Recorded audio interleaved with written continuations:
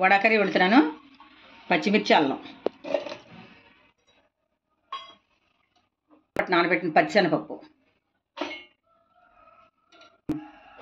ఇది 2 గంటల సేపు నానబెట్టిన పచ్చిశనగపప్పు, అల్లం, పచ్చిమిర్చి 3 వేసుకుని మిక్సీ పట్టుకోవాలి. ఇలా వేసి ఇది మిక్సీ పట్టుకోవాలి.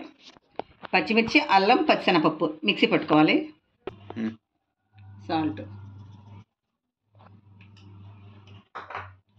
పప్పు, అల్లం, పచ్చిమిర్చి ఈ 3 కలిపిన పేస్ట్ ఇది. దాంట్లో సాల్ట్ వేసాను. సాల్ట్, పసుపు వేసాను. జీలకర్ర, మళ్ళీ కరివేపాకు వేసాను. ఇప్పుడు బాగా కలుపుకోవాలి. ఇలా కలుపుకొని వాళ్ళు వేసేద్దాం. పెట్టాను, మరుగుతుంది. దాంట్లో వాళ్ళు వేసుకుందాం.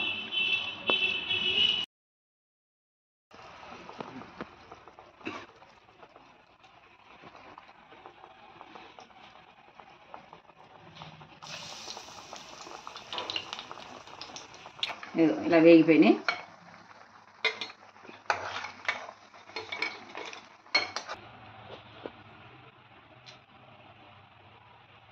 పచ్చిమిర్చి 2, కొంచెం కరివేపాకు,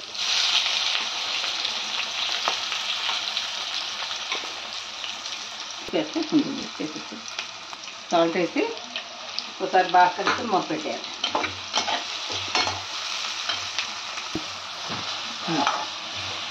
ఇలా బాగా కొంచెం వేగిన తర్వాత అప్పుడు మూత పెట్టుకోవాలి. సాల్ట్ వేసాం కదా, అందులో నీరు వచ్చి మగ్గుద్ది. మగ్గడానికి కొద్దిసేపు మూత పెట్టుకోవాలి, 5 నిమిషాలు. ఉల్లిపాయలు బాగా వేగినాయి కదా, ఇప్పుడు అందులో అల్లం వెల్లుల్లి పేస్ట్ వేసుకుందాం. ఒక స్పూన్ అల్లం వెల్లుల్లి పేస్ట్,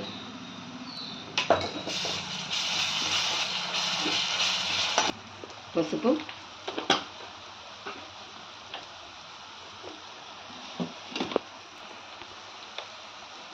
కారం,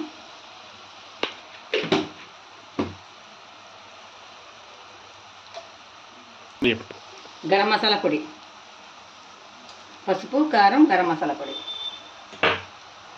వేసి బాగా కలుపుకొని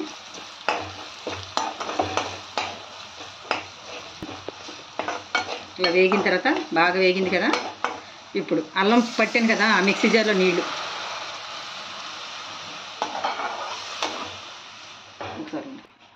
ఎక్కువ వేసుకోవాలి. వడ పీల్చుకుంటుంది కాబట్టి నీళ్ళు ఎక్కువ వేసుకోవాలి.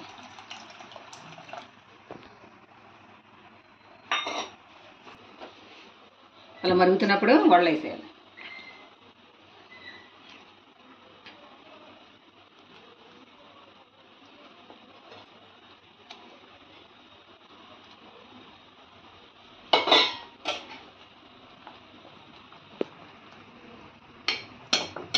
అలా వడలు వేసేసిన తర్వాత ఇలా మూత పెట్టేయాలి. అది కాసేపు పడుతుంది. అయిపోయింది, కూర అయిపోయింది చూడు.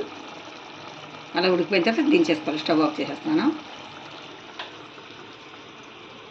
ఇలా చాలా జాగ్రత్తగా తీసుకోవాలి ఇవి.